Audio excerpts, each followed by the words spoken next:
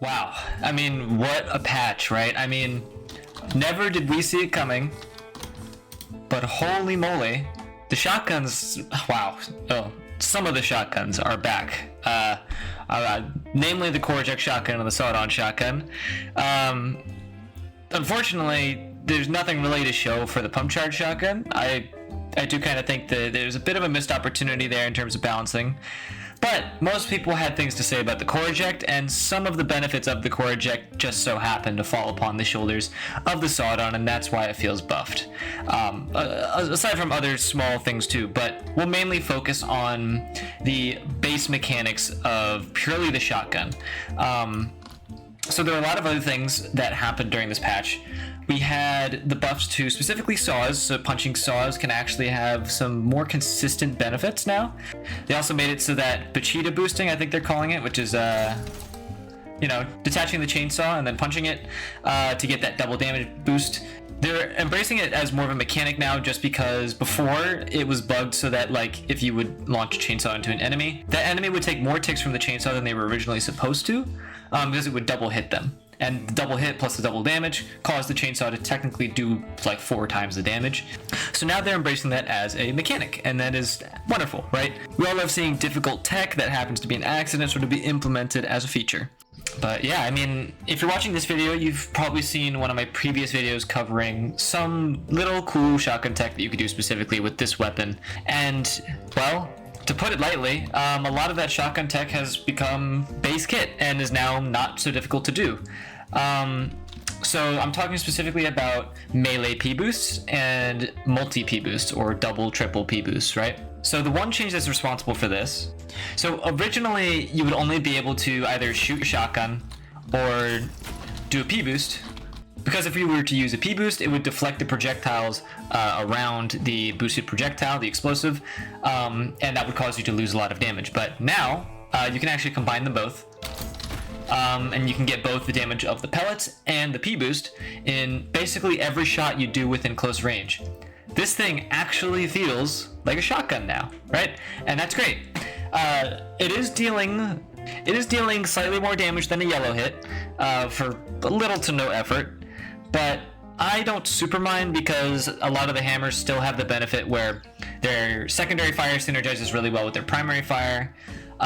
So that's neat. But they've also covered that weakness of the shotgun. They made it so that the secondary fire of the core eject can now be charged and fired even if you shoot with the primary fire. So just like that, right? And there's a lot of really crazy things you can do using this benefit. So first of all, embracing sort of the nature of like the hammer, you can actually toss the core during the hit stop of a P boost, even if you charge it up. Right, like that, you can toss the core during the hit stop from P boosting, and that's pretty huge, right? And on top of that, you can actually spear cores, and the core will follow your velocity, so like that. So you can actually combine a lot of these features together to get some pretty interesting outcomes. I'll even turn off no weapon cooldown so you know there's no shenanigans going on. But here,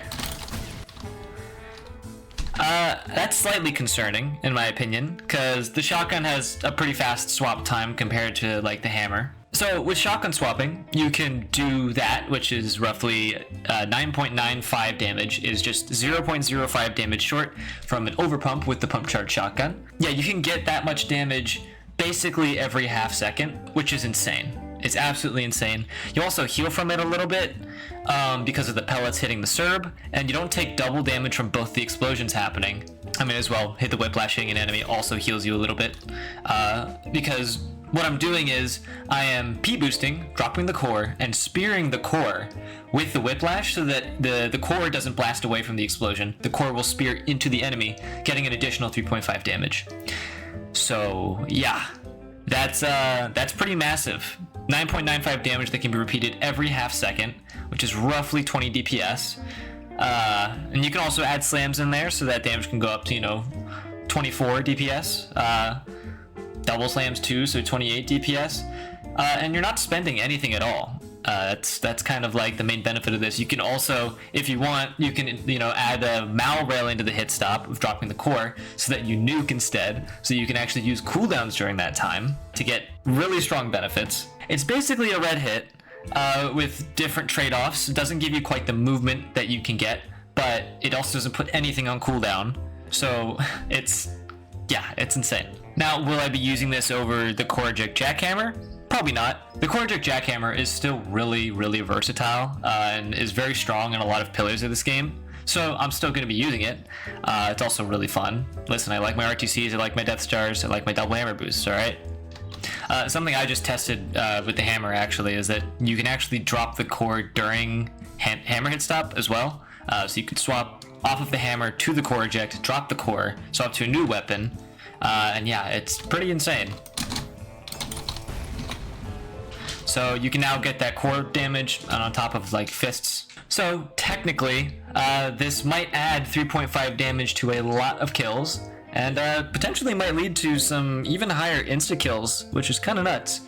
I think that Gutterman insta-kill is now possible with this, so that's pretty good. I think you can get a total of like 27 damage easy with Double Slam, plus Knuckle Blaster, plus Overpump, plus Red Hit, plus, yeah, with the core. Yeah, that adds up to roughly 27 damage. That's, yeah, kind of insane. But, I mean, hey, that's kind of nice, though, that actually, like, that core interaction does help hammers as well. Also help shotguns. Can also help whatever, other weapons and combos and stuff. You can also add cores in between, like, boom, boom, boom. Like, because now you can frame one core, right? One of the really nice benefits is that you can actually, since you can frame one core, you can toss a core out for a really easy core snipe. So something like this. Basically frame one core, which means that every single core snipe now takes like, the first core snipe would be 0.33 seconds because that's the swap time of the revolver. But I think there's like a 0.5 second cooldown on being able to frame one core, or 0.45 since it's a swap time of the shotgun. Nerd stuff. So that means that you can basically frame one core for the first core snipe in 0.33 seconds, meaning it has a niche over FUPs now, which is really good. And if you want to spam cores, you absolutely can. You just have to wait out that 0.45 second swap time now. Now, me personally, I'm not really good with the core eject shotgun, so I can't, whiz up some stuff and show you guys exactly that right now. But maybe with some practice in a later video, I will show some crazy new core eject shotgun stuff. Because, yeah, this weapon is really, really good now. I never thought I'd see the day, but it's really good. So yeah, with all that tech pending, I will now cover, I guess, the sawed-on shotgun. So, same principle, now that pellets can go through explosions. It actually means that you can now multi-P-boost without having to space out attacks. So it used to be that you would have to space out your P-boosts across, like, say, the Cerberus's body, so that none of the explosive pellets would land on top of each other, which would cause them to deflect and go in random directions. But now, you can just straight up do it however you want. Right, so those projectiles were overlapped on top of each other. Didn't make a difference. But if you're really good at multi-P boosting, you can actually get like a really easy one-shot. I'm gonna try it. Yeah, something like that. It's a bit of a rinky-dink way of doing it. Again, I'm like a total shotgun noob, so don't take this from me. Probably gonna be a bunch of videos coming out soon showing way better demonstrations of this. I'm probably gonna cover it once I get better at it too. Double, triple, quadruple, quintuple. There's like clips of like, sextuple, septuple, P-boosts out there. It is extremely, extremely insane. And then, side benefit on top of this, like on the cyber grind, for instance, a lot of explosions from other enemies aren't going to be knocking around your projectiles anymore, which means that you can land way more consistent shots, and that is awesome. But there is kind of one issue that I have with this change. I do think that the shotguns are like really, really close to equal now, generally speaking. I think that some of the shotguns are far more versatile now, and that's something that you can't say for all of the jackhammers, for instance. But yeah, especially between the sawed-on jackhammer and shotgun now, literally you can pick either one and you'd be in good hands. I mean, the tech is easy, and both of them sort of require you to have that arm swap bind, but that's kind of nice if they both require that. Especially since the tech is far more accessible now with the sawed-on shotgun. Especially since now the damage is far more accessible with the sawed-on shotgun, it very much matches that accessibility of the sawed-on jackhammer, which is brilliant. And, of course, the core eject shotgun is now having a complete glow-up, meaning that some people might actually want to swap off of the core eject jackhammer and try to play into the strengths that the core eject shotgun now offers. But there is one shotgun, however, that has received no benefits from this patch, And yeah, I mean, it is some people's, favorites.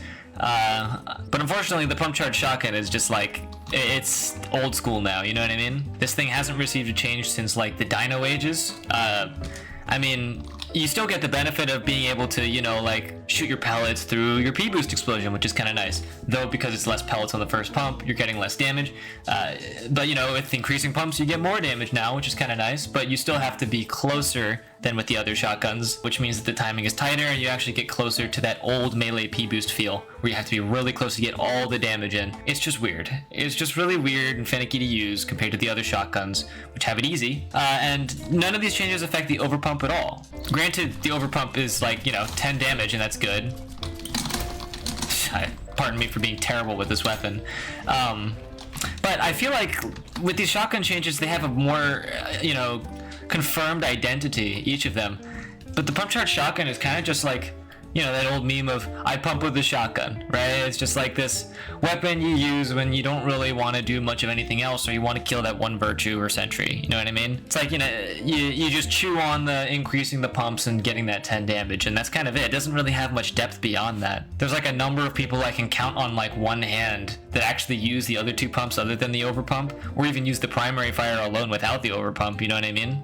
And I think that's just kind of sad. But hey, this weapon was never bad. It just lacks depth, doesn't quite have the same firepower as I would say the other shotguns do right now, which kind of sucks. It's not better than its jackhammer counterpart, in my opinion. I mean, there's just way more things you can do with the pump charge jackhammer. And I'm saying that maybe in bias because it's my favorite one, but I don't see any reason at all to swap to this one currently. And I think it doesn't need crazy buffs. I just wish there was some sort of depth that came from it. I don't have ideas, so I can't give something to the devs. But I do think this is an opportunity lying in wait. So the real question is, will I be straying from triple jackhammer? And the short answer is no. I'm probably still going to be using triple jackhammer. It's just, I don't know, I just love the jackhammer so much. If you can't tell by the crazy number of videos I have around this weapon. But hey, at least now all of you guys have the option to swap to the other shotguns, and you don't feel as bad like you're missing out on some of the crazy tech that the hammers have to offer when the shotguns fell flat. I'll be sure to cover a lot of the other changes from this patch over the next coming weeks, so stay tuned for that. Also stay tuned for my streams. Become a member if you want. You can join the Patreon if you want some ways to support me. I show little behind the scenes clips of me doing stuff, messing around with tech, so that you guys can, get ahead on whatever videos I'm making. But yeah, for now, I will see you all later.